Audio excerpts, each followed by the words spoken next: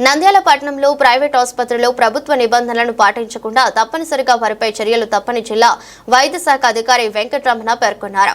ఈ సందర్భంగా నంద్యాల పట్టణంలోని జిల్లా వైద్య శాఖ కార్యాలయంలో ఏర్పాటు చేసిన విలేకరుల జిల్లా అధికారి డిఎంహెచ్ఓ వెంకటరమణ మాట్లాడుతూ ప్రైవేట్ హాస్పిటల్లో ప్రభుత్వ నిబంధనలను ఉల్లంఘిస్తున్నారని, హాస్పిటల్లో సంఘటన జరిగినప్పుడు వారితో మంత్రాలు జరుపుకొని డబ్బులు చెల్లించడం జరుగుతుందని, అలాంటి వాటిపై చర్యలు తీసుకోవాల్సి వస్తుందని, అదేవిధంగా ఓపీ విభాగంలో విచ్చలవిడిగా డబ్బులు వసూలు చేస్తున్నారని, తిరుమల తిరుపతి దేవస్థానంలో ఎలా దర్శనానికి డబ్బులు వసూలు చేస్తారో అలాగా ప్రైవేట్ హాస్పిటల్లో ఓపీకి డబ్బులు ఎక్కువ వసూలు చేస్తున్నారని మా దృష్టికి రావడం జరిగిందని, ఒకవేళ అలాగా జరిగితే మాత్రం ఎవరిని ఉపేక్షించే పరిస్థితి లేదని, అటువంటి వారిపై కఠిన చర్యలు తీసుకోవడం జరుగుతుందని తెలిపారు.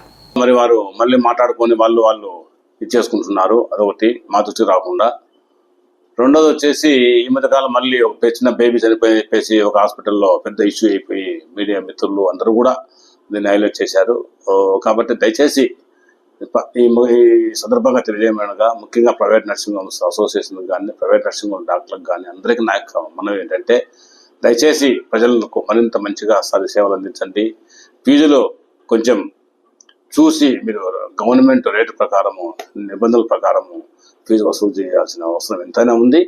అలాగే కొన్ని చోట్ల ప్రత్యేకంగా విఐపి లాగా కొన్ని ట్రీట్మెంట్లు 3-4 రకాల పద్ధతులలో ఫీజు వసూలు చేస్తూ పేషెంట్స్ కూడా కొన్ని మా దృష్టికి వచ్చాయి.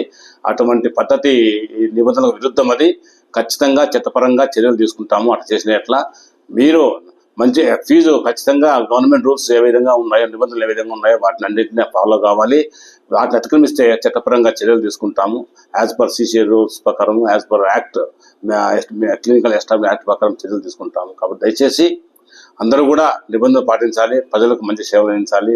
ప్రజలను ఒక డబ్బులు ఎక్కువగా అధిక ఫీజు వసూలు చేయడము, ల్యాబ్కు అనవసరంగా రాయడము, స్కానింగ్ అనవసరంగా రాయడము, ఫీజులు వసూలు చేయడము ఇవన్నీ కూడా తగ్గించాలని, ప్రత్యేకంగా ప్రజలకు మరింతగా మంచిగా సేవలు చేయాలని కోరుకుంటూ ఈ సందర్భంగా దయచేసి కంప్లైంట్ రాకుండా ప్రజలకు మరింత సేవ చేస్తానని ఆశిస్తూ సెలవు తీసుకుంటాను. Thank you.